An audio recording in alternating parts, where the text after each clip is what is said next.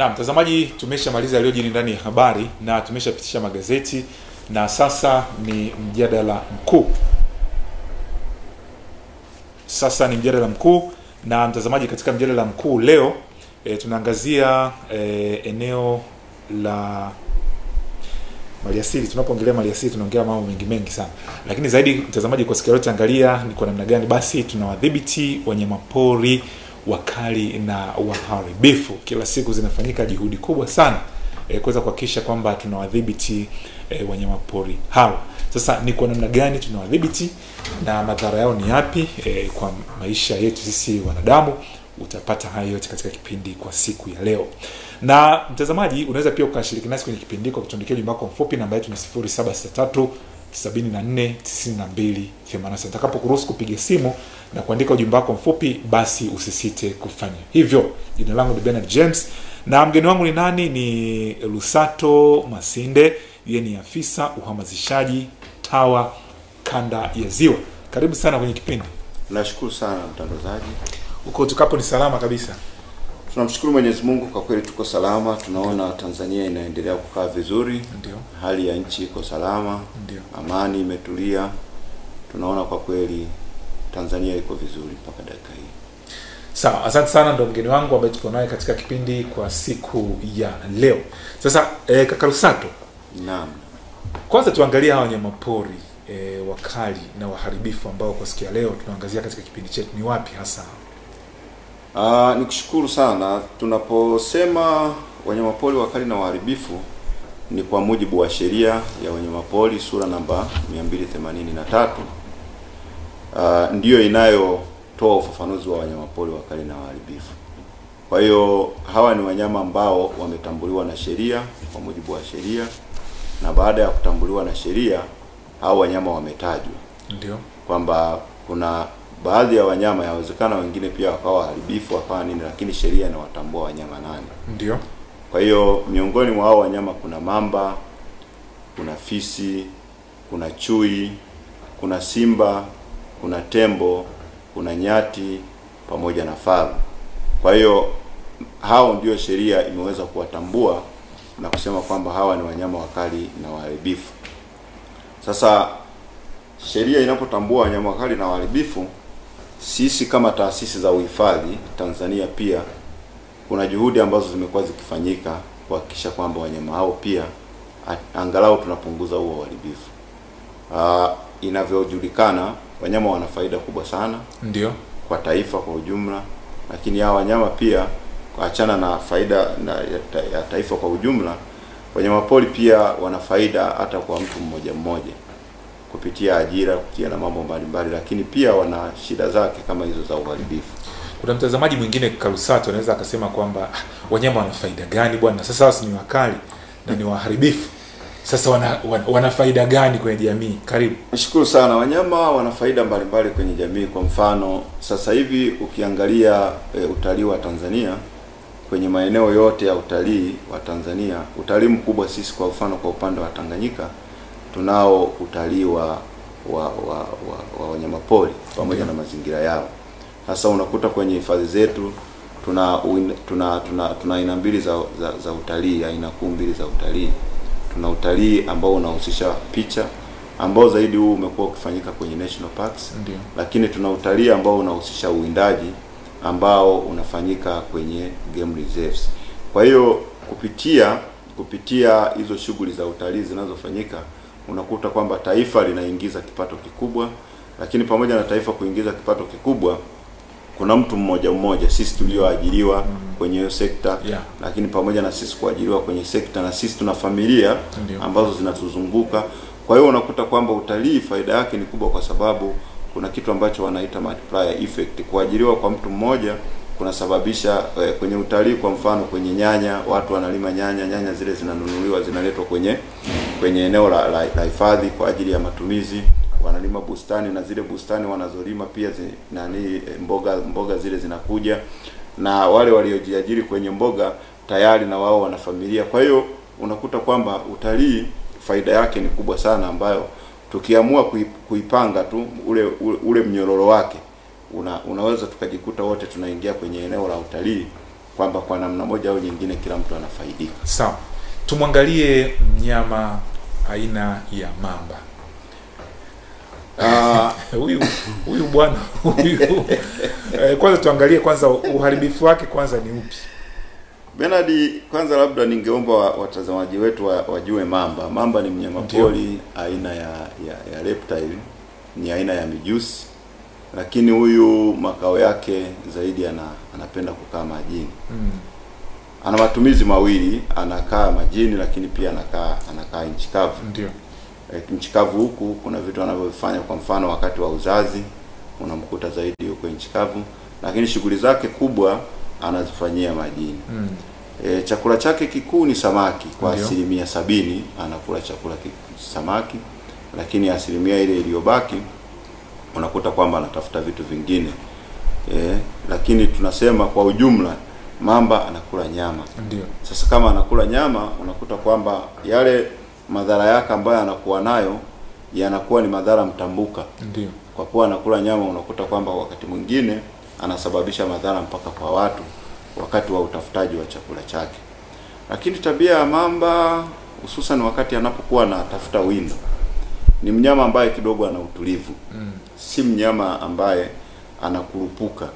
Ana uwezo, macho yake ni mazuri, ana uwezo mzuri sana wa kuona, na yale macho yake yana utando yako kama ya mithili ya bata. Kwa hiyo ana uwezo wa kuangalia, wa kuona vizuri akiwa amezamisha kichwa chake vizuri majini, lakini pia ana uwezo wa kuona wakati anapokuwa ameinua kichwa chake kikiwa kiko juu. Lakini ukiangalia mpangilio wa macho pamoja na pua, ni maeneo ambayo unayakuta kwamba yako upande wa mbele zaidi. Kwa hiyo anaweza akazamisha mwili mwingine wote, lakini yale maeneo mengine yakabaki yakiwa yanaendelea kuangalia mazingira yakoje.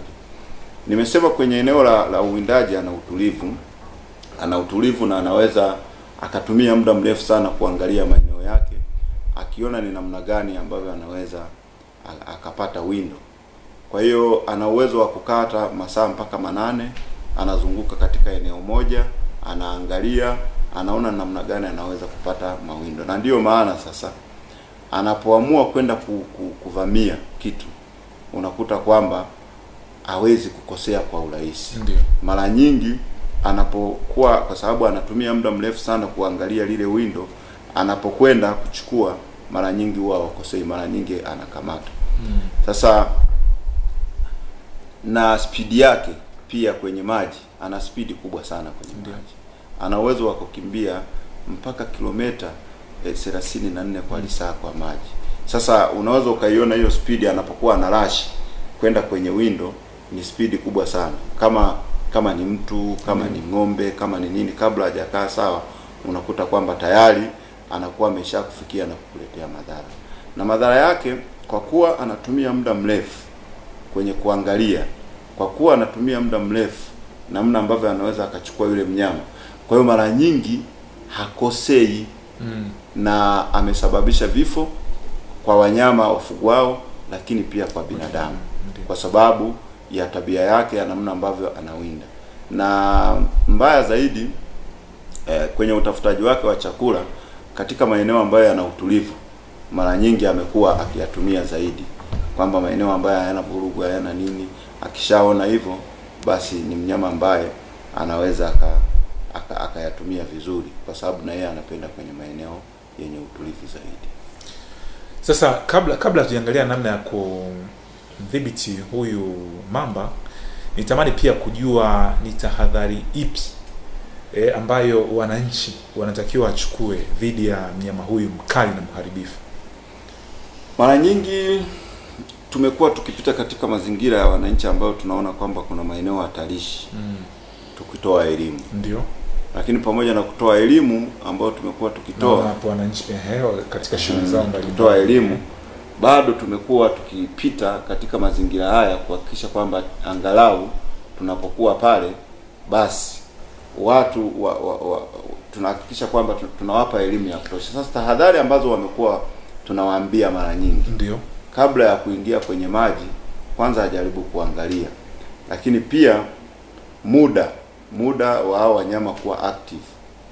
Mara nyingi kwenye upande huu wa kanda yetu ya ziwa tume experience madhara mengi yamekuwa yakitokea zaidi masaa ya jioni, anakuwa yuko active zaidi. Masaa jioni anakuwa active zaidi. Kuanzia labda saa 10 saa ngapi. Sasa tumeona hivyo. Kwa hiyo tumekuwa tukitumia pia maeneo kuambia wachukue hizo tahadhari, lakini kuna vitu pia ambavyo wamekuwa tukivifanya. Anaweza kufika kwenye maji pamoja na utulivu wote, kabla hajatumbukia moja kwa moja ayaangalie pale maji vizuri, lakini anaweza pia akachukua huo muda akatupa hata jiwe, akafanyaje angalau kuona kama kutakuwa na kitu chochote kile kinaweza kikatoka. Lakini tofauti na hapo, tumekuwa zaidi tukiwafundisha tabia za hao wanyama. Angalau mtu akijua tabia ya yule mnyama, pia na yeye kujisaidia inakuwa ni rahisi zaidi. Manake kuna zile tu hisia kwamba mnyama huyu mamba, yeye kuna aina ya maji ambayo pengine inawezekana asifike, labda wanasema kwamba sio akiwa kwenye kina kikubwa sana ndio anaweza akafanya ushambuliaji. Kwenye maji ambayo ametulia, kwenye sehemu ambapo kuna watu, kuna kelele hivi, zote zina ukweli au sehemu yote tu anaweza mara nyingi sisi mamba tumeshuhudia akifanya uhatari zaidi kwenye maji mafupi na sio kwenye maji marefu. Ndio. Kwa maana kwamba pala anapokuwa huku ufukweni, na ndio mara nyingi amekuwa anafuata watu, anafuata mifugo, anafuata kila kitu kwenye eneo la ufukwe. Ndio. Kwa hiyo ndio maana juhudi zote ambazo zinafanyika pamoja na utoaji wa elimu na nini, bado tumekuwa tukisisitiza zaidi katika maeneo ya ufukweni huko ambao watu wanatumia huku. Kuna watu ambao wanakuwa wanavua samaki kwa kutumia ndoano. Ndio. Anaingia majini moja kwa moja. Watu wa namna hiyo wamekuwa kwenye riski kubwa sana. Kuna watu ambao wanaingia majini moja kwa moja wanaogelea. Watu wa namna hiyo wamekuwa kwenye riski kubwa sana. Kuna watu ambao wanavua samaki kwa kutumia vile vimitumbi vidogo kabisa. Ndio. Kwa hapa kwenye ukanda huu wa kwetu, wengine wanatumia matete, wengine wanatumia nini. Kwa hiyo anakuwa amekaa pale juu. Watu wa namna hiyo wanakuwa kwenye riski kubwa sana. Kwa hiyo vitu vikubwa ambavyo tumekuwa tukivitoa kwenye mzunguko wetu wa maisha kwenye elimu, tumekuwa tukisisitiza zaidi vifaa ambavyo vitatumika pamoja na shida zetu zote tulizonazo, lakini vifaa ambavyo vitumike vifaa vizuri ambavyo pia hata yeye vinamkinga, akitumia uvuvi mkubwa kwa uvuvi, na sio kwenda kutumbukia majini moja kwa moja, kwa sababu pala anakuwa amerahisisha kazi ya yule mnyama kumkamata kwa urahisi. Na wakati ukieleza hilo pia, hivi ile la kelele na yeye pia lipo vipi, kwamba yule mnyama bwana ana aibu, apendi kuona watu wengi, akisikia makelele tu. Of course kwenye maeneo ambayo hayajatulia.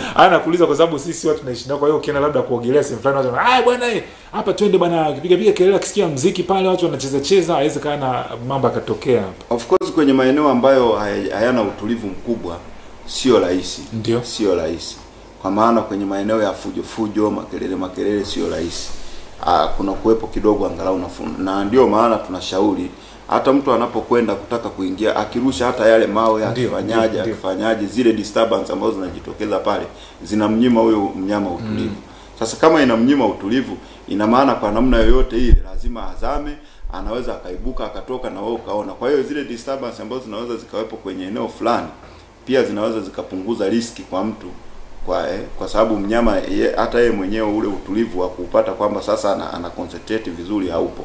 Tunashauri watu watupe mawe, wafanyeje waendelee na shughuli zao kwenye sehemu ambazo ni lazima. Kaka Lusato, nitamani sana utoe pia ushauri, kwa sababu wewe unatoa elimu nzuri sana hapa. Kwa mfano nakumbuka siku moja ulieleza pia, kwa mfano labda tembo labda akimshambulia mtu, au kiboko labda akimshambulia mtu, au fisi au nini, unaweza ukafanyaje pengine labda kujua. Kwa wengine wanasema kwamba labda sio ukijilaza hivi, wengine wanasema sio ukimtupia nguo, ukifanya nini.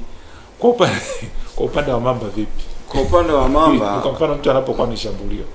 Kwa upande wa mamba, mtu anaposhambuliwa kuna sehemu nyeti ndio ambazo sisi tunaamini mamba akishikwa ni mwepesi sana kuhakikisha kwamba anamwachia huyo. Okay. Sehemu ya kwanza ni sehemu ya macho. Okay. Kwa hiyo kama kunakuwa kwa bahati mbaya mtu amekamatwa, ukipata uwezekano wa kitu chochote kile chenye ncha hata vidole vyako ukimkandamiza vizuri kwenye macho, mamba sio mvumilivu, atakuachia haraka. Lakini sehemu ya pili ambayo unaweza labda wewe ukaitumia kwa urahisi ni sehemu ya chini ya tumbo. Ndio. Sehemu yake ya chini, ngozi yake ni laini. Kwa hiyo ukiwa na kitu chochote kile chenye ncha kali, unaweza ukapachoma pale. Ukipachoma unamsababishia majeraha. Kwa hiyo ukimsababishia majeraha, ina maana hata yeye hawezi kuvumilia. Lakini sehemu kubwa kabisa ambayo tunashauri ya mtu kukimbilia, akiwa na uwezekano, amshike kwenye macho. Akimkandamiza vizuri kwenye macho, inakuwa ni rahisi sana mamba kumwachia kulingana na maumivu makubwa anayoyapata.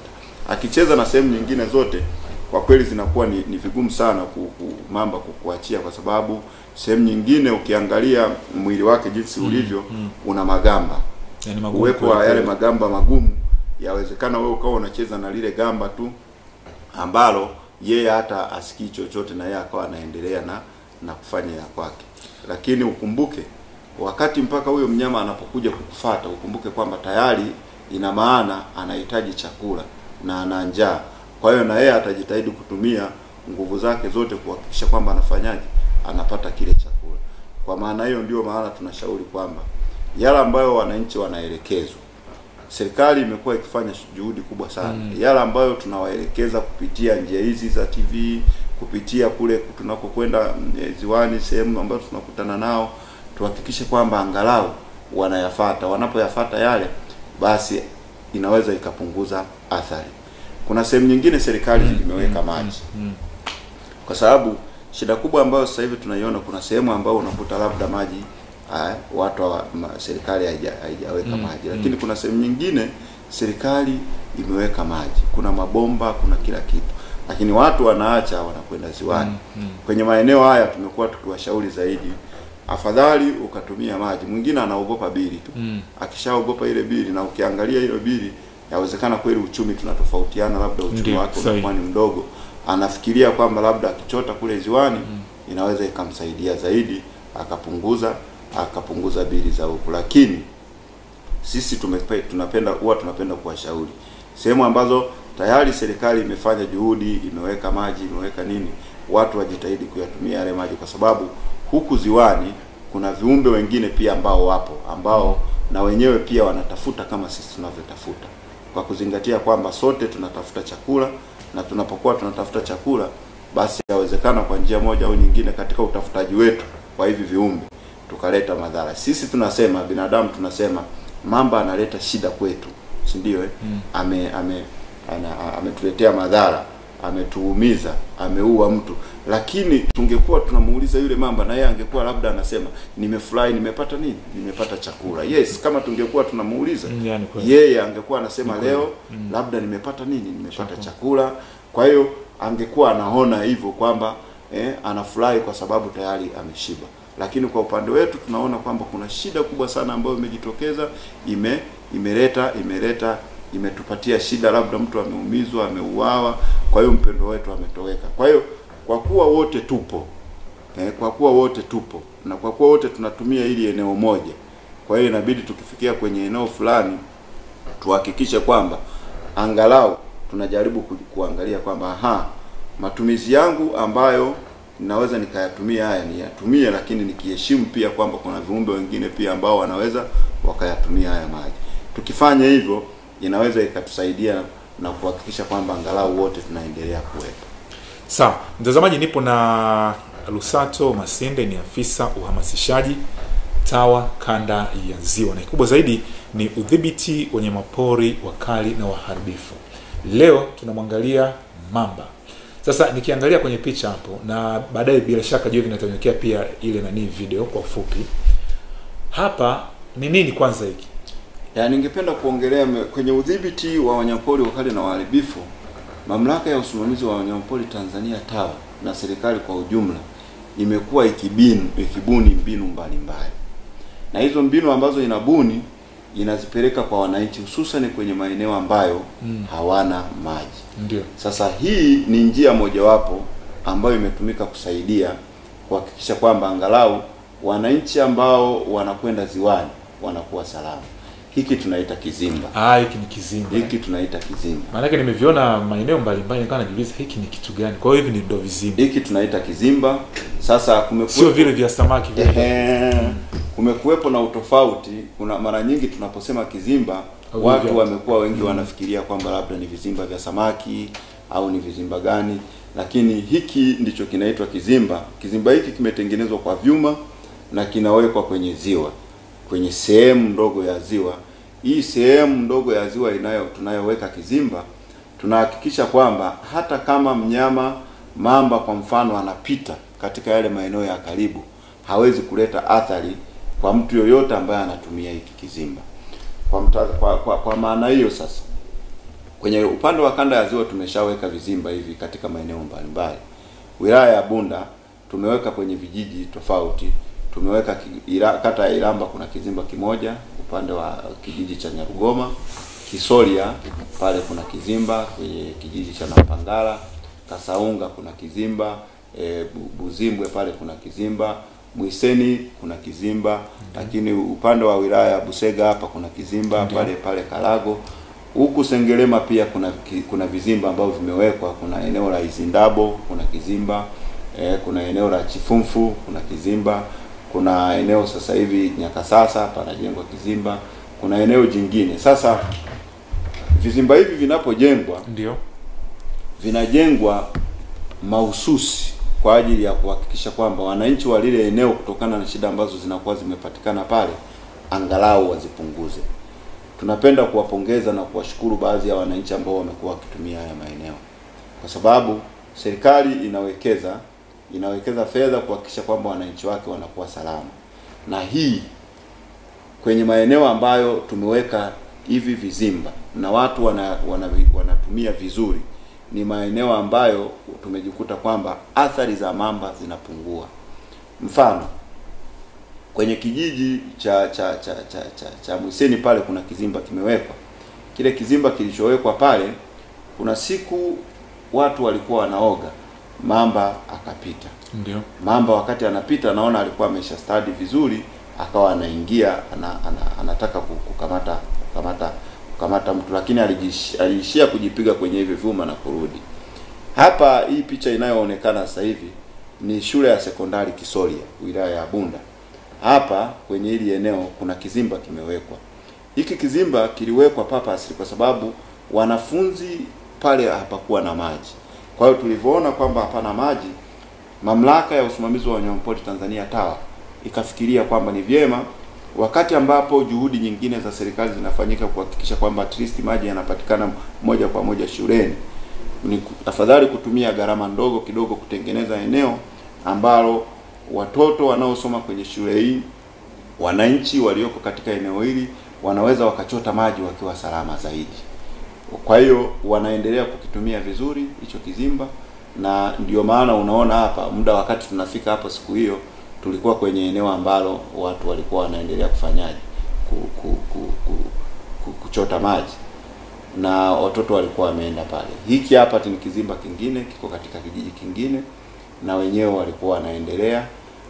Hicho hapo tena ni eneo jingine. Kwa hiyo tumeviweka hivi vizimba purposely. Tunachokiomba sasa kwa wananchi, serikali imewekeza, na serikali inapowekeza fedha, cha kwanza kabisa ambacho sisi ni faraja kwetu kama mamlaka, sisi ni faraja kwetu kama TAWA, sisi ni faraja kwetu kama serikali kwa ujumla, ni matumizi mazuri ya hivi vitu.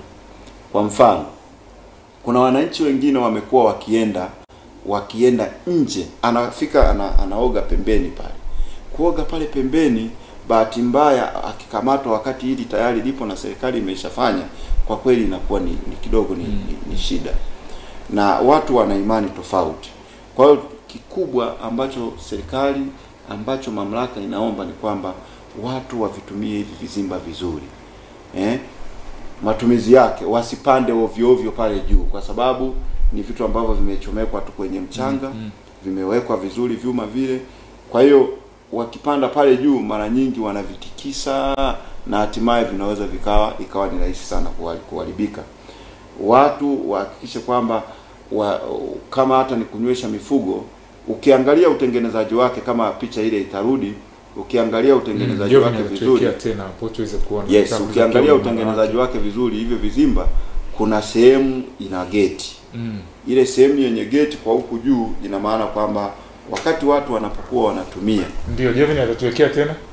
Wakati watu wanapokuwa wanatumia hiyo sehemu yenye nani hicho kizimba. Akikiweka vizuri utaangalia kuna sehemu ina geti. Hiyo sehemu yenye geti ambayo ipo ni kwamba kikifunguli wakati matumizi yanapoisha angalau warudishe lile geti. Hiyo hapo. Ndio. Kwa hiyo mageti hayo mageti hayo. Kwa hiyo wakati wanapomaliza kutumia wakifunge, warudishie kufunga, ambazo ni masaa ya jioni. Kwa hiyo warudishie kufunga kwa kuepusha jambo moja. Ni kwamba kule pote pamewekewa vyuma. Sasa yule mnyama anaweza kuwa amekuja juu.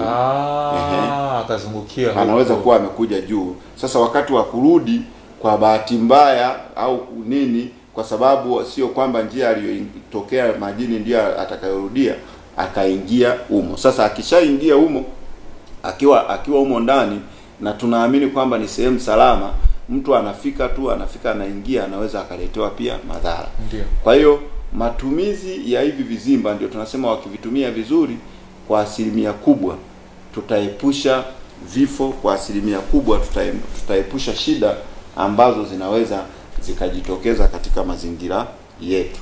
Kwa hiyo tunasisitiza matumizi mazuri, kwa sababu tayari hilo ni eneo ambalo linaweza likawasaidia sana wao wananchi. Kuna maeneo ambayo tumepata shida, kuna wengine wanafikiria kwamba labda hivi vizimba vinapowekwa hapo ni kwa manufaa ya serikali.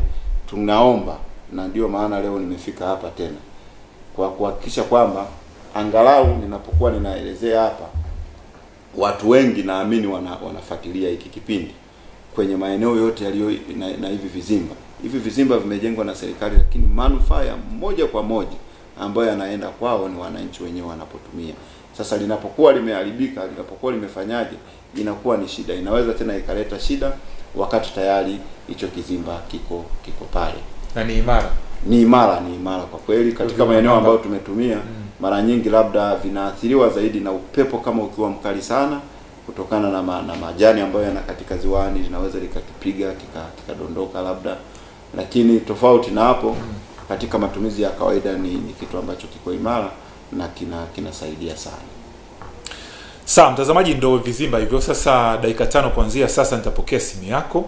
Nitasoma ujumbe wako mfupi, na namba yangu ni 0763749286. Kiungwana tu nipigie simu, niambie jina lako ni nani na upo wapi. Hivyo vizimba umeviona, lakini pia je, unaongeleaje? Kwa sababu umepewa pia tahadhari hapa kupanda pale. Kuna wengine watakuja kuanza kuchukua vyuma chakavu. Kuna wengine wana michezo tu ya ajabu, wengine wataanza kufungua tu, umeambia mfunge. Mamba anaweza kama amekuja huko anazurura tu huko nchikavu, alafu baada ya wakati anarudi akasahau pengine njia akapita pale. Unakwenda kuogelea unamkuta pale. Hiyo imeshakuwa hatari. Kwa hiyo hizo ni tahadhari ambazo Bwana Lusato hapa amezitoa. Kwa hiyo nitakapokuruhusu basi ukinipigia simu baada ya dakika 4 utanipigia simu na utaweza kuongea nami. Kama kuna maswali maoni utamuuliza Bwana Lusato. Wananchi wamepokeaje mfumo huu wa udhibiti wa huyu mamba? Kuna kwenye maeneo ambayo kwa kweli tumeshafikisha huduma hii. Tunamshukuru Mwenyezi Mungu, tunashukuru wananchi, mapokeo yao ni mazuri sana. Ndio.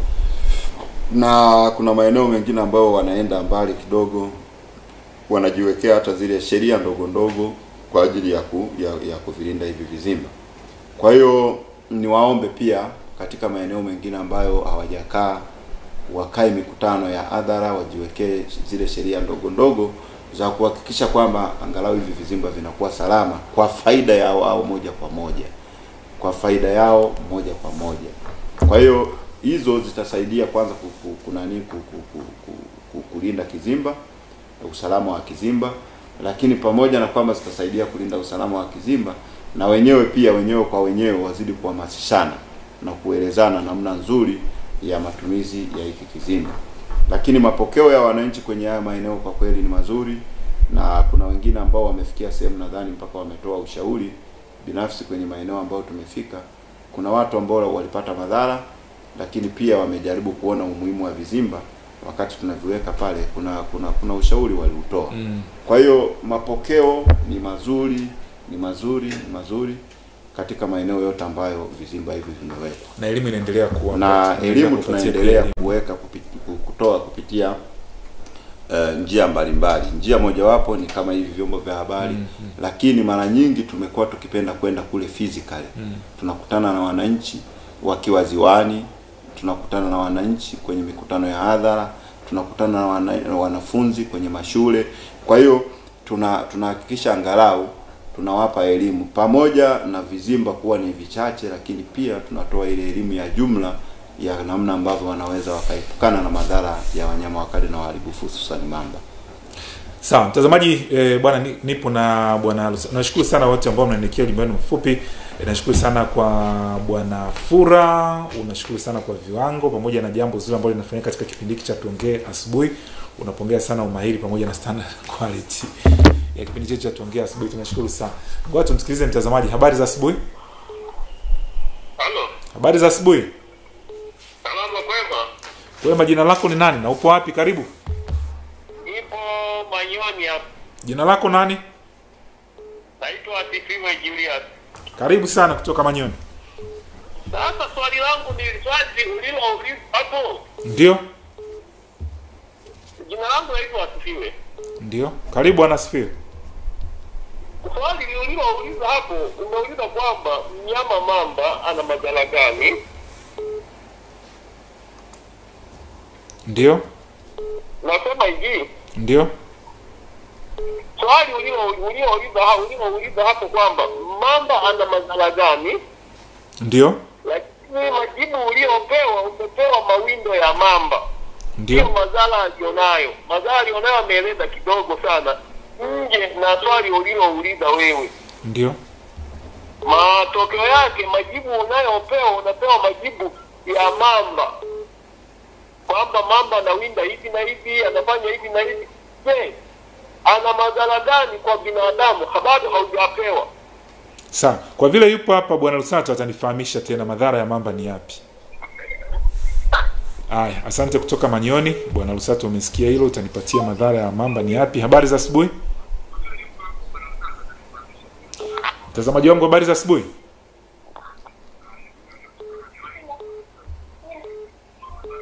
Msikilizaji mwingine, habari? Salama, habari ya asubuhi. Njema, jina lako ni nani na upo wapi bwana? Safi kwema. Safi, wewe nani? Safi, habari ya uzima. Njema, naomba kufahamu jina lako na ulipo tafadhali. Asante, unaongea na Yasini Isa Juma. Upo wapi Yasin? Yasini, karibu. Yasini hajatoa maoni yake. Habari za asubuhi? Halo? Sauti ipo chini sana hii. Mwingine, habari za asubuhi? Halo? Tumsikilize mwingine. Habari za asubuhi? Habari za asubuhi mtazamaji. Habari? Jina lako ni nani na upo wapi? Na unaongea na Joseph Maila, niko Mtambarao ni Masungu. Karibu sana bwana Joseph.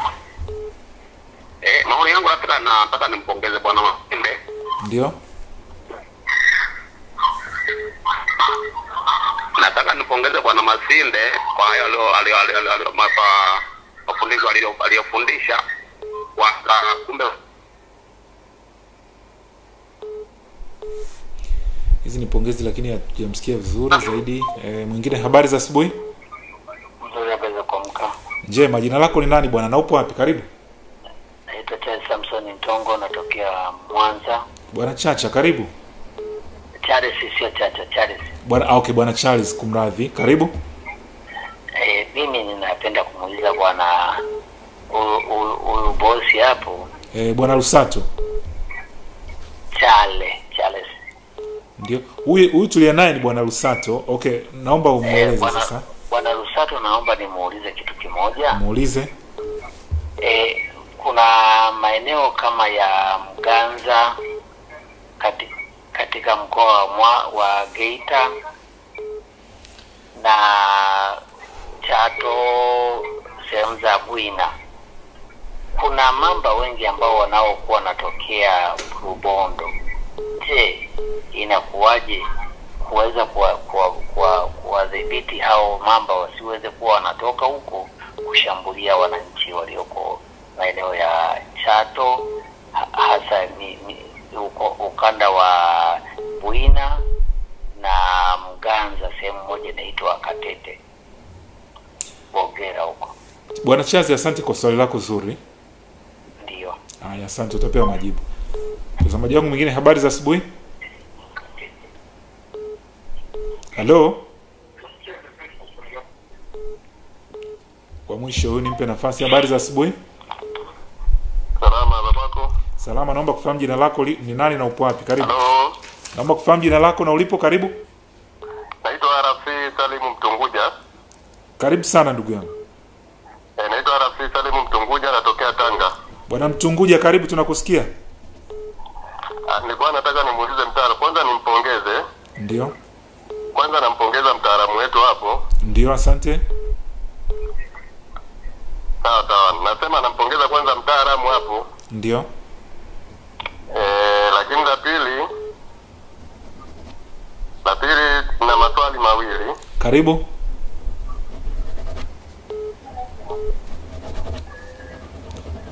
Karibu kwa maswali tafadhali. Swali langu ni kwamba hivi kwenye hivyo vizimba hapo ni kwamba vimejengewa tu kwenye maeneo ambayo, yani kuna kwenye maeneo ambayo yana mamba ndani yake, au ni kwa maziwa yote? Lakini swali lingine ni kwamba wana muda gani wameweka kwa ajili ya kuwavuna hao mamba ili wasilete madhara kwa binadamu? Asante sana. Sasa kulingana na muda, naomba tuanze na hili la madhara kwa ufupi. Madhara ya mamba kwa ufupi tu. Sawa, madhara ya mamba, namshukuru sana bwana asifiwe. Bwana asifiwe kutoka Manyoni, nakushukuru sana. Madhara ya mamba kidogo nieleza, lakini pamoja na hayo madhara makubwa ambayo tumekuwa tukiyaona, yanasababisha vifo, lakini pia yanasababisha majeraha kwa watu. Lakini madhara mengine ambayo tunayaona ni hasara ambazo watu wanaweza wakazipata kutokana na mifugo yao kuliwa. Sawa. Hayo yote yanakuja kama madhara. Sawa. Kwa ujumla wake. Sawa. Twende kwenye hili la Bwana Charles kwamba kule Chato kule jinsi ya kuadhibiti mamba. Sawa, nashukuru. Kwanza nianze na Joseph Maira. Nakushukuru Joseph kwa pongezi zako. Tunakushukuru, lakini swali alikusikika. Kuna Bwana Charles amesema yeye yuko Mwanza. Anasema maeneo ya Mganza na Geita huko Chato mamba ni wengi wanaotoka Rubondo. Tunawezaje kuwadhibiti ili mamba hao wasitokee katika maeneo ya Katete na maeneo mengine? Kwanza nashukuru kwanza maeneo yale ya Katete na yafahamu vizuri, na maeneo haya anayoyasema yote ya Bongera na yafahamu vizuri. Katete ni eneo ambalo liko kwenye hifadhi ya nani sasa hivi. Kuna baadhi ya eneo liko kwenye hifadhi ya Burigi Chato, na ni eneo ambalo kwa ujumla kwa utulivu wake namna lilivyo ni madharia mazuri. Lakini upande wa pili pia Rubondo, kwa sababu ni hifadhi tayari ina utulivu mkubwa, kwa hiyo uzalianaji wa mama pia unaweza ukawa ni mzuri sana. Sasa ni namna gani tunaweza tukawadhibiti ili wasije huku? Sio rahisi, kwa sababu wanyama wanatembea. Wanatembea, wanatoka sehemu moja kwenda sehemu nyingine na wanazaliana. Kwa hiyo njia pekee ambayo tumekuwa tukifanya, cha kwanza, sehemu ambayo madhara yanapatikana, kuna udhibiti wa aina mbili. Udhibiti wa kwanza ndio kama huo ambapo madhara ambapo yanapatikana wanajenga vizimba, lakini eneo la pili ambalo tumekuwa tukilifanya, kuna uvunaji. Pia umekuwa ukifanyika kwa baadhi ya maeneo. Kwa hiyo ni muombe Bwana Charles, kwa sababu yale maeneo ya Muganza pale kuna Katete na Bongera ni maeneo ambayo yapo karibu na Burigi Chato National Park. Wajitahidi kutoa taarifa kulingana na yale madhara ambayo yanakuwa yanajitokeza katika yale maeneo. Yale madhara ndio yatasababisha angalau watu wajue kwamba kweli huku kuna shida, na hatimaye huo udhibiti wa hao wanyama unafanyika. Sawa. Lakini la mwisho, Bwana Mtunguja amesema kwamba aliongelea kwenye maeneo hivi vizimba vinajengwa kwenye maeneo gani. Maeneo makubwa ambayo tumejenga hivi vizimba ni maeneo ambayo yalionekana kuwa na athari za moja kwa moja kwanza ambazo zilikuwa zinajitokeza. Kwa hiyo kutokana na zile taarifa ambazo zilikuwa zikijitokeza, wanasema hapa kuna shida, hapa kuna shida, hayo ndio maeneo ambayo yamejengwa vizimba. Na muda gani ambao vizimba hivyo vimeweka? Vizimba vimekuwa na mida tofauti kulingana na jinsi ambavyo taarifa zinapatikana. Kwa hiyo kuna maeneo ambayo vizimba vina mwaka, kuna maeneo ambayo tayari vimeshazidi kwenye maeneo kwa mfano ya Sengerema huku Izindabo viliwekwa mapema. Kwa hiyo inategemea na taarifa ambazo zilipatikana. Lakini kigezo kikubwa ambacho kimekuwa kikitumika ni zile taarifa ambazo zinakuja kulingana na madhara ambayo yanakuwepo kwenye hilo eneo. Sawa, anasema anashukuru sana, endeleeni kuelimisha wananchi, hilo ni jambo zuri sana la kuvutia, nimelipenda. Shabani toka Kinampundu Sengerema anauliza kwa nchi kavu mamba anaweza kukimbia kwa umbali gani? Ni sawa, kwa nchi kavu mamba tunasema kwamba ukimbiaji wake anaweza kukimbia angalau kilomita 17 kwa saa.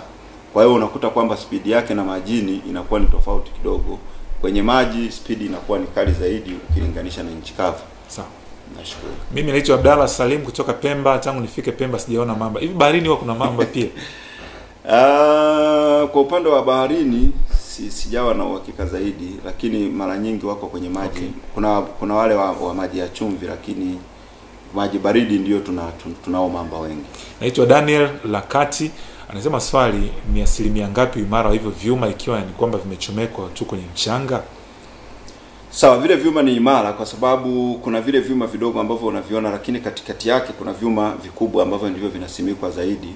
Kwa hiyo ni imara sana, na kwa maana ya mamba tu na matumizi mengine sio rahisi kutoka. Ndio maana nimesema kwamba watu wakiwa na matumizi mazuri hivyo vyuma vinakaa muda mrefu sana. Lazaro Magese kutoka Shinyanga, hongera sana serikali kwa vizimba hivyo vizuri. Anasema jina Laurent Nangi, naomba viongozi wawe na approach nzuri za kuishawishi jamii ili iweze kuelewa kutunza vizimba. Maoni wamefanya vizuri sana. Naitwa Saumu, ametengeneza vizuri sana hicho kitu. Napenda wananchi vizimba hivyo wavitumie vizuri, ndio vitachukua muda mrefu. Mimi naitwa Mesha Kikulwa. Lakini nasema mimi Lazaro Magese kutoka Shinyanga, hongera sana serikali kwa vizimba hivyo. Mimi kwa majina naitwa Edward Abdalla Masalu. Sawa, nashukuru sana kwa ujumbe wako. Naitwa Sengerema, nipo yasema upo wapi, lakini ushauri jengeni fence hata ya waya. Asante sana. Kwa nini kusiwe na mlinzi?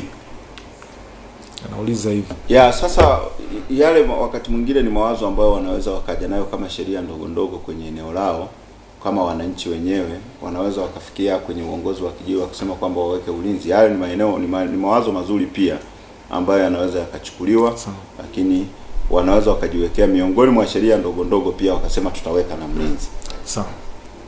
Naitwa Charles Samson Ntongo. Kuna eneo halija pako kwenye hifadhi mamba anasafiri kutoka Rubondo hadi Bwena, ni mbali sana, lakini udhibiti haupo, wananchi lini watapata? Sawa, ili amelielezea pia. Na bahati nzuri kwamba Bwana Usato akasema analielewa vizuri sana eneo hilo. Sasa tuhitimishe. Jinsi ya kuhitimisha, kwanza ni wito wako kwa wananchi, lakini pia kuwapatia mawasiliano. Pengine wanapoona hatari ya mnyama mamba waweze kutoa taarifa karibu. Na pengine nilitamani kama utapenda kutoa mawasiliano, mwananchi atakapotamani labda akiwa na hatari au kufanya nini anaweza akatoa taarifa, lakini vile vile wito wako kwa wananchi kwa ajili ya kulinda hivi vizimba, lakini pia kuzingatia yale yote ambayo umeeleza. Wito kwa wananchi, hasa jambo la kwanza ambalo tunatamani tulione kwa wananchi ni matumizi mazuri ya hii miundombinu. Ndio. Lakini serikali, sisi wahifadhi tunapata shida kubwa sana tunapokuwa tunaona mtu amepata madhara. Ndio. Kwa hiyo ndio maana mara nyingi tumekuwa tukisisitiza sana sehemu ambayo tayari hivi vifaa vipo, hii miundombinu ipo, wajitahidi kuvitumia vizuri. Lakini wito wangu mwingine wa pili, wanyama wanatembea, wanatoka sehemu moja kwenda sehemu nyingine. Ni vyema pia pale ambapo madhara yanakuwepo wakajulisha mapema. Lakini wito wangu wa tatu, vitu ambavyo tunatumia kwenye uvuvi, namna ambavyo tunatumia. Sasa hivi serikali kidogo inakwenda kwa kasi. Sisi tunasemea vizimba vya kulinda hivi watu wakati wa kuchota maji, serikali tena hiyo inaweka maji. Lakini kwa upande huo tena bado kuna vitu vingine ambavyo vinaendelea kwenye jamii. Kwa hiyo wito wangu ni zaidi watu wayapokee haya vizuri, na hatimaye tuweze kwenda kwa pamoja. Na jinsi ya mawasiliano, pengine mtu akitaka kutoa taarifa, kwa mtu ambaye anaweza akahitaji kutoa taarifa, mimi nina namba 2 ambazo zinatumika. Namba ya kwanza ni 0784850014, na namba nyingine ni 0767850014.